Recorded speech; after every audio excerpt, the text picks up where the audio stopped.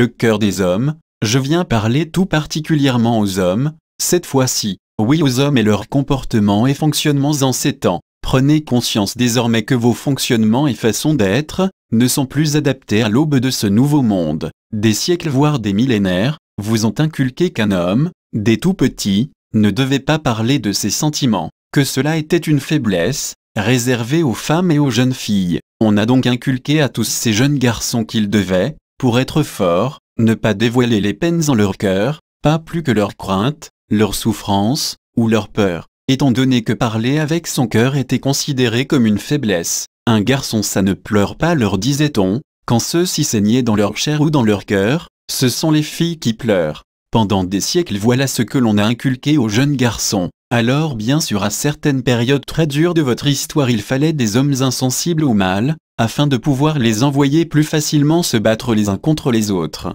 Dieu sait si votre histoire a été parsemée de guerres et de jeux de pouvoir incessants, ne donnant de place qu'à la force physique et aux cœurs insensibles. Aujourd'hui, cette période porte encore la lourdeur de ces temps et vous continuez à perpétuer cette éducation falsifiée. Celle-ci avait deux intérêts, le premier de servir les puissances qui asservissent cette terre, l'autre bien plus important encore, était de couper l'homme de sa partie plus féminine, celle qui lui permettrait d'être dans son parfait équilibre et ainsi dans sa totale expression d'amour, non plus avec des instincts guerriers liés à son expression masculine falsifiée. En s'exprimant avec sa sensibilité et son cœur pleinement ouvert, l'homme peut avoir une toute autre expression dans le monde, un tout autre échange avec sa compagne ainsi qu'avec les membres de sa famille et le féminin sacré qui s'y trouve. L'homme ainsi pleinement équilibré, peut exprimer tout ce qu'il est et n'est plus mal manipulable par ses forces. Voyez l'importance que les hommes retrouvent le chemin qui mène à la pleine expression de leur cœur.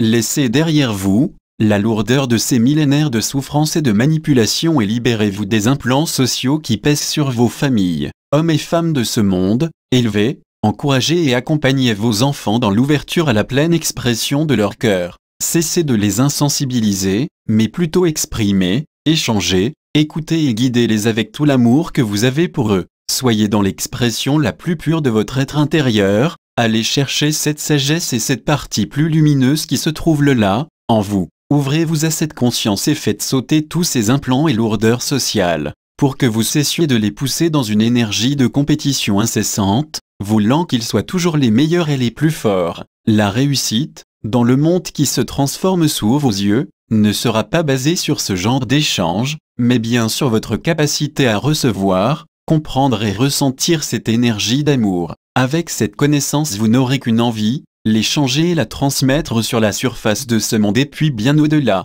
Hommes d'aujourd'hui et de demain, débarrassez-vous des poids du passé. Ce nouveau monde qui s'ouvre a besoin de vous. Identifiez ce qui vous empêche d'ouvrir pleinement votre cœur et donnez enfin à vos proches et à ce monde, cet amour qui vous brûle le cœur. Avec tout mon amour, votre frère Sananda. Transmis par Pascal d'Arcadie. Chaque plan de conscience induit une vérité relative. Les textes inspirés sont des propositions de réalité. À vous de décider, selon votre cœur, si elles correspondent à votre vérité.